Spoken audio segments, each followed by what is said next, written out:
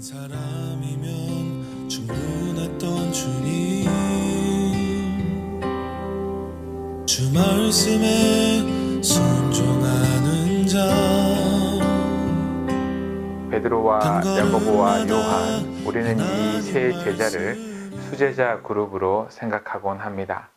그런데 한편 우리가 조금 더 다르게 생각해 보면 누구보다도 가장 변화가 많이 필요하고 누구보다도 예수님의 도움이 필요한 사람이기에 예수님께서 가시는 곳마다 함께 데리고 다니신 것은 아닌지 우리는 생각해 볼 수 있습니다. 예수님이 제자들을 데리고 산으로 올라가십니다. 그리고 예수님이 변형되시는데, 그래서 우리는 이 산을 변화산이라고 부르곤 합니다.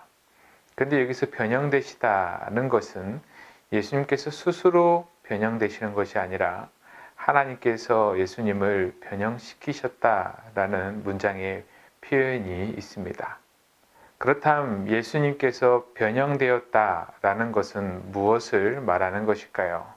마가복음 9장 3절에 보게 되면 그 옷이 광채가 나며 세상에서 빨래하는 자가 그렇게 희귀할 수 없을 만큼 매우 희어졌다라고 표현하고 있습니다.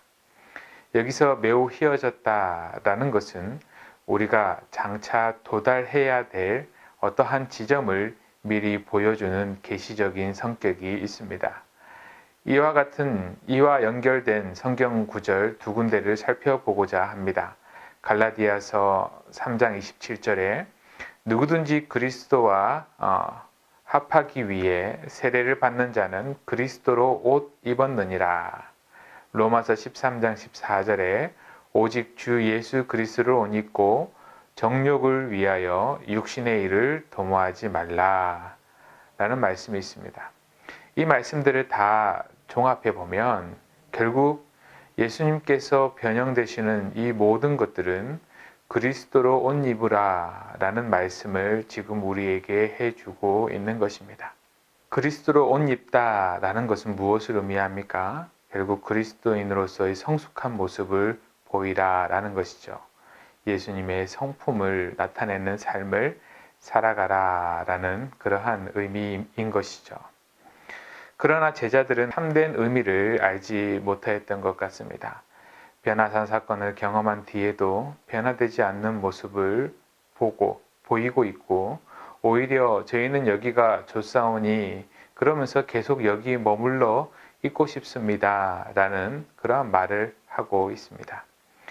영적으로 무언가 황홀한 경험들이 있다면 늘 그 자리에 머물고 싶은 것이 인간의 본성일 것입니다. 그런데 은혜 받은 그 자리에 머물러만 있으면 우리는 우리의 신앙의 균형을 결국 잃어버리고 말 것입니다. 환희와 감격만으로는 신앙생활을 할 수 없다라는 것입니다. 날마다 생사를 다투는 치열한 전투와도 같은 삶이 우리에게 이루어지고 있습니다. 산 아래는 그와 같은 삶이 계속되고 있습니다.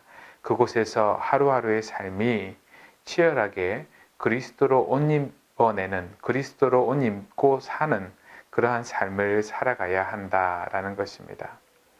제자들도 역시 산 아래의 현실을 알고 있었을 것입니다. 귀신 들린 자가 파리하게 죽어가고 있는 현실, 여전히 어둠의 권세를 잡고 어둠의 권세가 판을 치고 있는 그러한 현실. 그렇다고 해서 우리가 살아야 할 곳은 산의 정상이 아닙니다. 바로 산 아래입니다.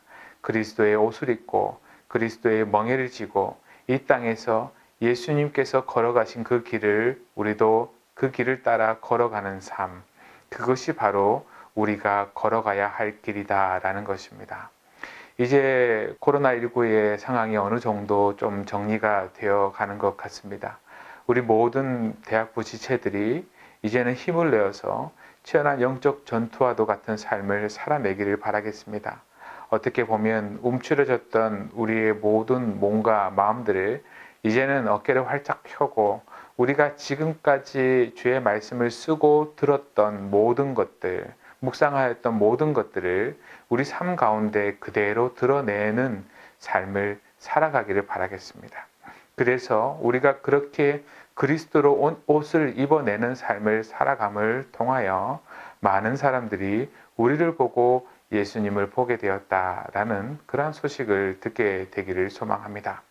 자, 이제 우리 모두 움츠렸던 어깨를 펴고 이제 이후에 벌어질 모든 상황들을 두려워하지 말고 예수님께서 우리와 함께 하심을 믿어 의심하지 말고 당당히 산 아래로 내려가서 저런 영적 전투의 삶 속에서도 승리할 수 있는 우리 모두가 되기를 간절히 소망합니다.